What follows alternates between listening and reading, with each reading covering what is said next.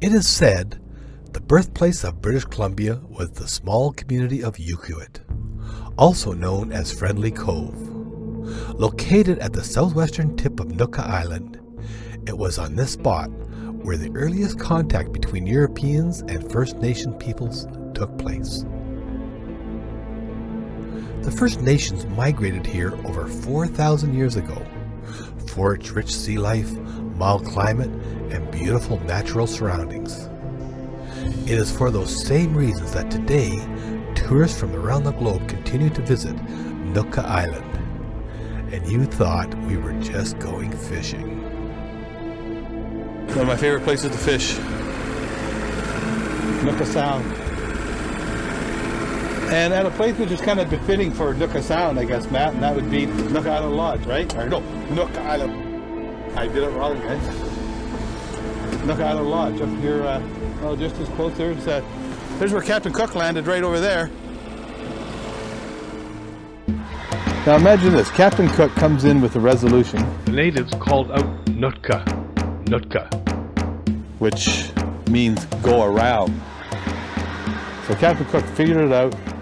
He brought the resolution out of the bay over there and came into here, into Friendly Cove. It has another name, but it actually means winds of all directions, the name of the cove, but we call it Friendly Cove right here. So imagine the resolution, this sailing ship sitting there, and for the first time, a boat landing on these shores with Captain Cook and some of his men greeting McQuina, Chief McQuina,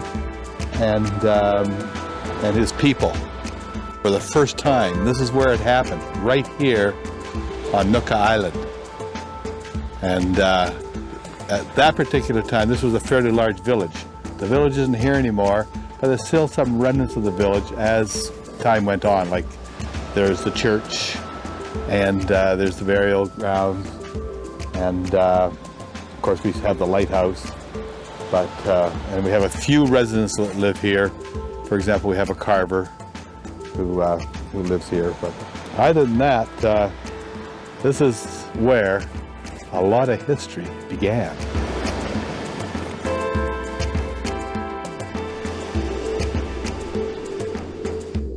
Looking at it, Sanford? Yeah, pretty good. Good man. Long time, no?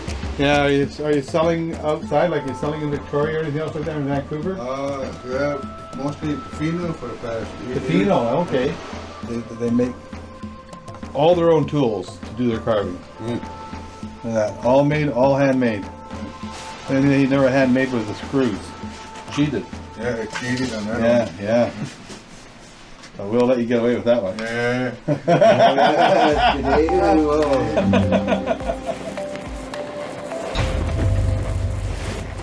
So this particular church here, I don't know how old it is. We'll try and, if I do get an age, we'll flash it up on the screen right now. But all the windows are all stained glass, and of course they've all been taken out to protect them, and they've put regular glass windows in. And you can imagine the storms that they get out here on the west coast. But at one time this would be full, with a full congregation and a minister. And today, of course, there's, as I say, just a couple of families that live on Nootka Island. And this church here just stands alone, sort of as a testament to what it used to be. The original religion of the West Coast Aboriginal was much different than Christianity. For thousands of years before Christianity was introduced, the Aboriginal people were of their own faith and beliefs. Was Christianity good for the natives of Canada? History today tells a story that conflicts with what the white man thought was righteous. And today many native people are going back to the older beliefs in order to find the right path for themselves and their people. I have been told of a small protective cove that was a resting place for many of the Spanish missionaries and settlers who inhabited this area in the early days. The traditional methods of burials for the local natives were to be set in a tall tree or to be placed in a cave, usually encased in a cedar box. On this site, there were still signs of leather boots and children. During my travels along the coast, I have seen many bones of spirits from the past. Look at those skulls, they're hundreds of years old. Fortunately, when you look over in this corner here, you can see little bones all over the place. They all been crunched up. Maybe a bear got in here and started up, we don't know. But this is Mother Nature just slowly deteriorating, and it takes hundreds of years to do it. But the real reason that we're here is for the fabulous fishing. And that's what we're going to take you back to right now. Some great fishing up here in Nootka Sound. Compliments of Nootka Island Resort. Pardon me, Nootka Island Lodge.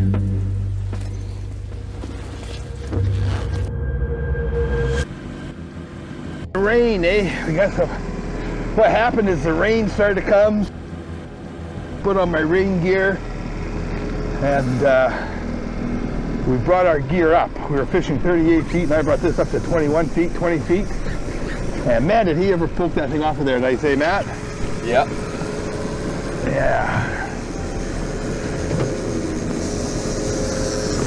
Oh, come on, baby.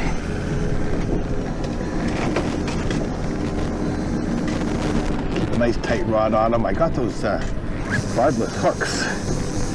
The type you buy barbless, and they're just like slick. I mean, fish does one wrong turn and those barbs can pop out of his mouth pretty easy. It's altogether different than when you take a barbed hook. And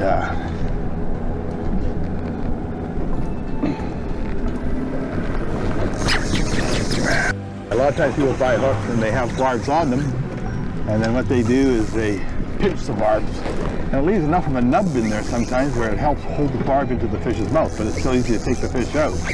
But these barbless ones, it's just real slick, so this fish is really doing a lot of rolling, and I don't like that rolling. But doesn't know what's going on. It's so much fun on a fly rod, my friends, to play a fish like this. Takes a little bit longer, but still doesn't stress fish out too much. It's a lot of fun. And this is a 12 weight, this rod. It's the Hardy Lane 12 weight. And a 12 weight is a nice weight of rod, and it's a 9 foot, so it's not that big. Oh, look at that fish out there. Look at him rolling out here. Look at him go, look at him go, look at him go out there. Look at the reels go. He's going down now, you can see the reel screaming out like this. Oh, come on, buddy. What's his problem? It's not that big of a fish. But, Sounding. Yeah, is he ever? He's going down. That was a nice run. Very, very nice run. Oh, he wants to stay down. Look at that, eh?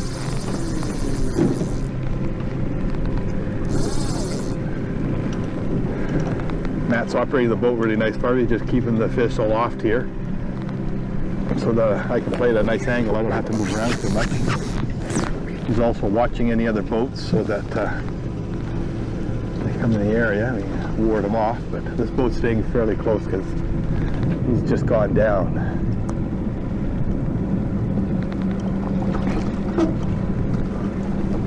There, you see, start working him up. Look at that rod. Look at that rod. Right there. See, just pump them up. And then reel down. When they sound like that, that's how you bring them up. Lift like this here. Reel down.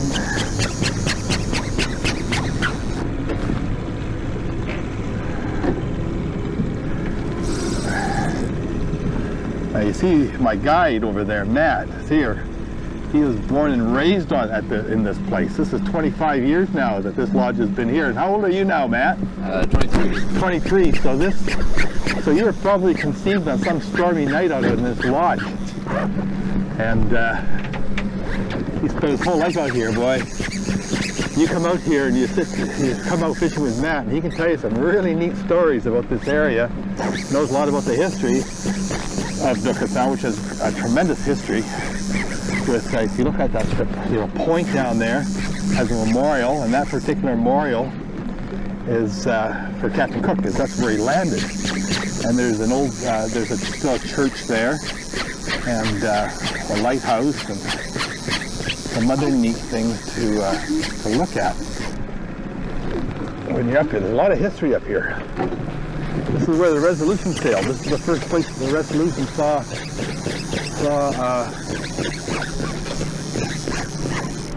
the west coast of Canada. And the first man actually stepped foot was Captain Cook, right here. And then there's this fellow by the name of Jewett, who was held captive here in the early 1800s. All the crew was killed except for him and another fellow. And he spent 2 years in the bush as a slave for the natives before he was rescued. And he wrote a book and all his memoirs. And the reason they never killed him, I think, was because he knew he was an iron. He knew how to forge steel, so the natives never killed him. And also a buddy was a sailmaker, so they never killed him either. But lots of interesting history up here. Lots of really interesting history. Around to the bow there. Okay, I can pull him over here anyways, Matt. Don't worry about it.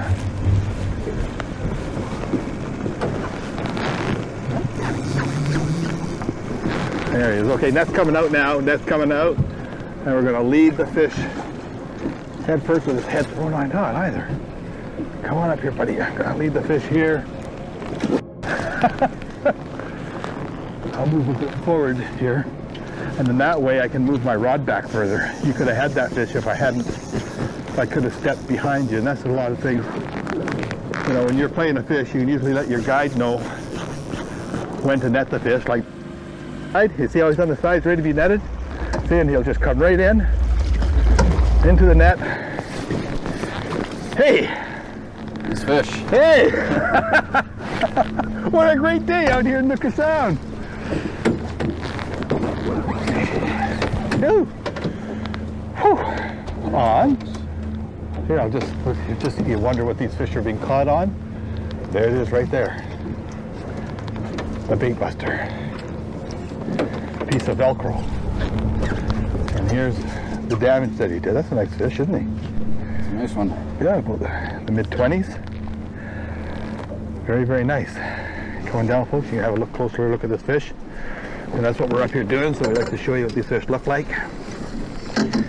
And what I'm going to do is you hold it there for a second, Matt. And I'd like to... Hey, I'd like to thank you, buddy. We had a great time. It's all come together for us. Just sitting in sheltered water on a stormy day. I think it was a nice day. Look at the water. Catching beautiful Pacific Chinook salmon in Nootka Sound. And I'd really like to thank you and your dad for having nice fish up to Nootka Island Lodge.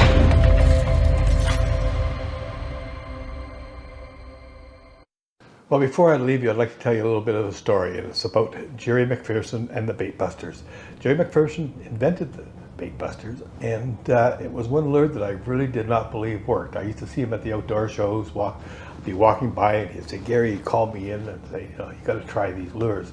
I didn't believe him, and then one day I said, "Look, I'll try your lures if you become a sponsor of the show." He did that. It really shocked me. But now I was in a dilemma. I didn't really believe in these lures. So I asked him, I said, we'll have to go out fishing sometime and bring the cameras along and we can see just how well the bait buster works. And he agreed. But I kept putting him off. And then all of a sudden one day I'm up in Shearwater and I meet a gentleman up there who does nothing but fish with bait busters. And he is the top fisherman up there. He's caught fish up to 72 pounds. So I asked him, I said, "Do you mind tying me up a couple of those lures?" And he said, "No, not a problem." So he tied them up. We went out to Cheney Point, and a lot of guide boats and that out there. And I was catching one fish after another, all big tyes on fly rods with no flashers, just this bait buster. So it was a great, great lure. Unfortunately, Jerry has passed away, and it's hard to get these lures. But it taught me one thing. Whenever you think you know it all, the fish proves you wrong. And there is such a thing as a great lure, and it was a bait buster.